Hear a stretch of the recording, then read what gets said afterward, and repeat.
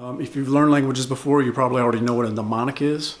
A mnemonic is a memory device that helps you remember what a word means. So I'm going to tell you something you can do to add to your mnemonic to help you remember the gender of the noun. I'll give you the example from German because that's the language I'm learning right now, and there's 3 genders: masculine, feminine, and neuter. Imagine this. Imagine a city landscape. You can see all the buildings, you can see City Park, then you can zoom in, you can be on the street, standing there on the sidewalk, you can see the cars, you can see the buildings. Imagine that everything that takes place in the city is masculine. Now imagine a desert landscape, and imagine that everything that happens there is feminine. And then imagine a snowy tundra, or like a snow landscape, and that everything happens there is neuter. When you're coming up with your mnemonic, when you're devising the situation, the scenario, whatever in your mind to help you remember that word, imagine it taking place in a location, so that every time you see the word and you're trying to bring it to mind, you see the location and you see the scenario, and it reminds you of both the gender and what the word means. So I'll give you an example. Recently I learned the word MITLEID in German, das MITLEID. When I see the word mit in German, or mit as part of a word, I think of a baseball mitt.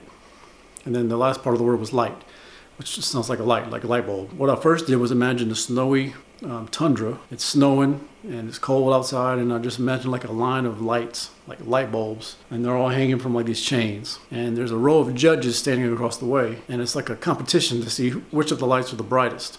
So the judges are standing there and they're shivering and they're cold and they just want to get on with the competition. So the light bulbs are taking turns turning on, and they're shining as bright as they can. The judges are watching this. And then it keeps going down. Then it gets to a baseball mitt, and the baseball mitt's hanging from a chain just like a light bulb. And the judges see the baseball mitt and they think, poor baseball mitt. There's no way this mitt is going to win this competition because it's not a light bulb, it's a baseball mitt. So they think, poor baseball mitt. I have so much pity for that baseball mitt. And they walk up to the mitt and they grab it and they think, poor baseball mitt, you're not going to win this competition. I'm so sorry. I'm so sorry, poor baseball mitt. I have so much pity for you.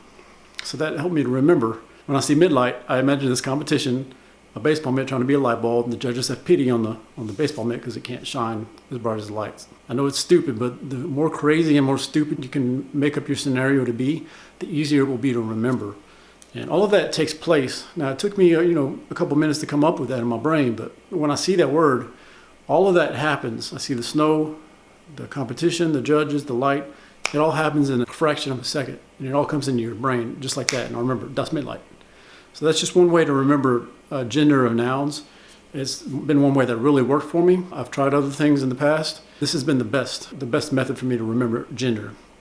Now, there's some languages where you might not need this as much. I'm just thinking, for example, in Spanish, a lot of nouns end in O, and they're usually masculine. Nouns that end in A are usually feminine, but there are exceptions. Some things you can look at in German, too, that indicate about what the gender of the noun might be. For example, words that end in kite or height are usually feminine. And I don't need mnemonics every single word that I learn. But if there's a word that's giving me trouble, I usually try to come up with a mnemonic in my mind, a scenario that takes place.